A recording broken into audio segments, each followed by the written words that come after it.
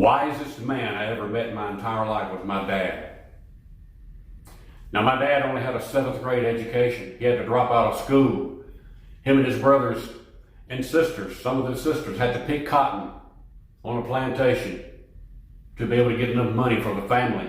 They all had to work together to buy groceries and provide. Yes, my daddy did that. So my daddy didn't have a degree in engineering or anything like that. My dad didn't have a college reference he could put down when he applied for a job.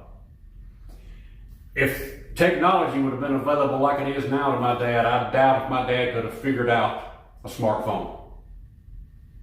Okay?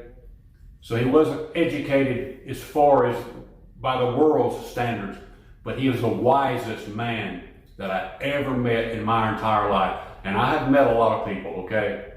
I've met a lot of brilliant people. People that were smart. How do they do that? How do they figure that out?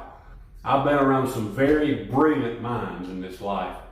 But after I was around them for a while, I figured out they really lacked wisdom. They were not very wise at all. My dad was the wisest man that I ever met in my life. Now, there are others that come close, okay? If I've met you today and you follow some of the characteristics we're about to talk about, I'm talking about you too. Of course, I'm going to say that my dad was the wisest. Today we're in James chapter 3. Today we're in James chapter 3. Our key verse is verse 17, but I'm going to read verses 16 and 17 in the book of James today. Beginning at verse 16. For where envy and self-seeking exist, confusion and every evil thing are there. Talking about confusion, self-seeking. Don't we see that a lot today? People just self-seeking. It just brings nothing but confusion. But the key verse today, but the wisdom that is from above is first pure, then peaceable, then gentle, then willing to yield, full of mercy and good fruits, without partiality and without hypocrisy. Today I'm going to talk to you very quickly about wisdom from above. Wisdom from above. Let's look at some key characteristics of wisdom today, and then we'll go, okay? First characteristic of wisdom is purity. We find that in James chapter 8, James chapter 4, looking at verse 8. When a man is pure, he is morally blameless, and therefore incapable of producing evil. Morally blameless. Are you morally blameless today? Can people find things going on in your life that are immorally wrong? Can you not see that today in the world? There are some brilliant people out there today. Brilliant politicians, brilliant people on the workplace, brilliant people everywhere. But are they morally stable? Are they morally blameless? To be morally blameless, that brings a pure heart, and purity is one of the key factors of wisdom today. Peaceable. True peace is always an outgrowth of purity. If you're pure in your heart, then you will be a peaceable person. This is a blessing conferred by God and available from God alone. You can only get true purity and true peace from God and God alone, okay? When the peace of God follows the purity of God's wisdom into our hearts and lives, it will affect those around us. A wise person is pure. That purity brings a peaceable person, a person that is peaceable, and that peaceable spreads out to everybody around you just like a ripple effect, like you drop a little pebble into a pond, right? And it just ripples out and gets bigger and bigger. So there's pure, peaceable, a person full of wisdom. A wise person is gentle. Strife comes from following the world's wisdom, but gentleness is a characteristic of God's servant. If you're only involved in the things of this world and you don't have true wisdom in your life, sooner or later, you're just going to be a provider of strife. Everything in your life is strife. Everything is negative. Everything is on the downside.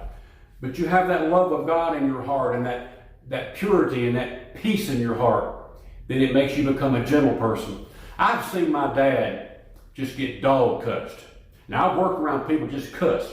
I tell you what, I cussed him out. All you did was make a fool of yourself. All you did was make an idiot of yourself. A person full of wisdom is gentle. Just lay back, look at the situation.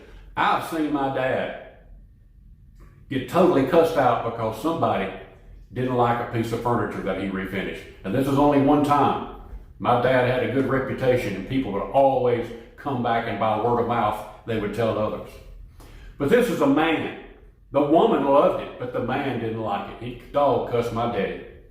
My daddy said, I tell you what, sir, you can load that piece of furniture on the truck by yourself, or you can leave it here. But after 30 days, I'll sell it and make me some money and buy groceries. Or you can take it like it is and put it on your truck. It'll never come back in my yard again. And he said it with firmness. He didn't cuss anybody out. He said what he needed to do. He said it gently. So there's purity. There's peaceable, which brings gentleness. Wisdom also provides you a willingness to yield. A willingness to yield. That means back off. That's what we just talked about. Oh, so I'm supposed to bow down and let them do? No, that's not what wisdom does. That's not what yielding does. This phrase could also be translated willing to take instruction. God's wisdom has a conciliatory spirit and listens to reason.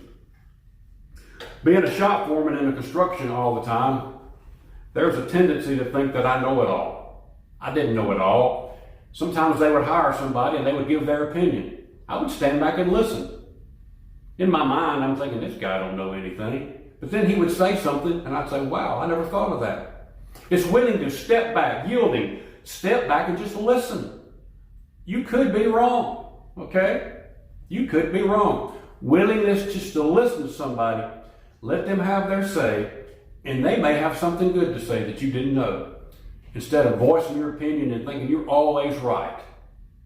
Okay, that's a characteristic of wisdom. A couple more. Wisdom is full of mercy and good fruits. Godly wisdom, like our love, must be demonstrated in word and truth. If you say you're a Christian, act like a Christian. In your word, in your love, everything must show that you are a child of God. Mercy and fruits. Without partiality is another characteristic of wisdom from above. Those who possess heavenly wisdom do not discriminate against others, nor are they uncertain within themselves. They do not take a position on one circumstance and then change their position when the circumstances change. How many times have we seen people voice their opinion and boast about something, but put a little money in their pocket and they'll change and go the other way? You know, true wisdom, you serve God, you don't change, you don't have one opinion one day and a different opinion the next. That's true wisdom, without partiality. One more. True wisdom is without hypocrisy. The hypocrite says one thing but does another. Wisdom is from above. It is sincere and it is real. No game playing, no mask wearing, no acting. Now, we're not talking about masks during the COVID-19. That means we don't put on a face. We don't put on an act. I've seen some people that could win an Oscar because they act one way. I said, wow. Then you find out they did something totally opposite. They're a hypocrite. I think, wow, what a good actor. They really put on a good mask, didn't they? Wow. Very quickly in closing, wisdom from above brings purity. Wisdom from above makes you peaceable. It makes you gentle. It makes you willing to yield. It makes you full of mercy and good fruits. Wisdom from above shows no partiality, and wisdom from above is without hypocrisy. Thank you so much today for joining me on Monday Manna. I hope you've learned something about the difference between wisdom and just brilliance today, okay? I'll see you guys again next week on Monday Manna. Have a great week.